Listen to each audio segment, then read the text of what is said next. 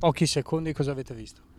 Abbiamo visto un muro bianco e venire giù tutto. Qua ha buttato giù tutti i pini, è caduto sul cancello, ha buttato giù la ringhiera, ha rotto i pilastri. Il giorno dopo quei terribili momenti sono ancora impressi negli occhi di questo abitante di Spercenigo a San Biagio di Callalta.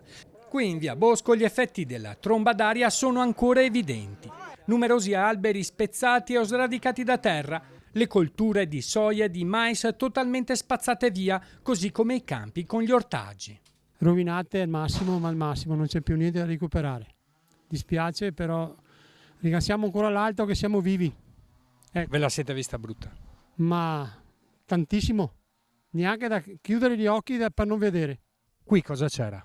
Un ricovero attrezzi, per vari attrezzi agricoli, in pochi secondi un grande botto è volato tutto quanto per aria. Sempre in via Bosco un vecchio casolare resistito ai conflitti della guerra è crollato dalla furia del vento. Travi e tegole del tetto sono state scagliate a decine di metri di distanza. Poco lontano il tetto della casa al Civico 68 è stato parzialmente scoperto. Sì, siamo stati scoperchiati, metà casa, davanti e dietro. Avete preso tanta paura? Abbastanza. La grandine, come proiettili, ha prodotto gravi danni alle viti. La tromba d'aria le ha stese a terra. Tipo uragano. Il vento con la grandine è arrivata di traverso e qua ha dilaniato le viti.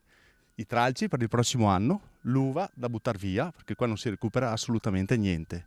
Io ho investito, ho fatto fatica e mi ritrovo che la natura adesso mi ha messo a piedi. Quello che è successo ieri fa capire molto che bisogna avere rispetto dell'ambiente e soprattutto capire che le calamità naturali sono molto pericolose. Nei giardini delle case si continua a lavorare per pulire e tagliare gli alberi abbattuti. Il comune di San Biagio di Callalta chiederà alla regione il riconoscimento dello stato di calamità naturale per far fronte agli ingenti danni provocati, ma la rabbia di alcuni abitanti rimane lo stesso. Ma nessuno è venuto a dare una mano. Nessuno ha organizzato una squadra per dare una mano a questa famiglia piuttosto che a tutte le altre famiglie. Sentiamo la mancanza della protezione civile. Ieri non abbiamo visto nessuno vestito di giallo-verde per le strade, per cui ci sentiamo un po' rammaricati.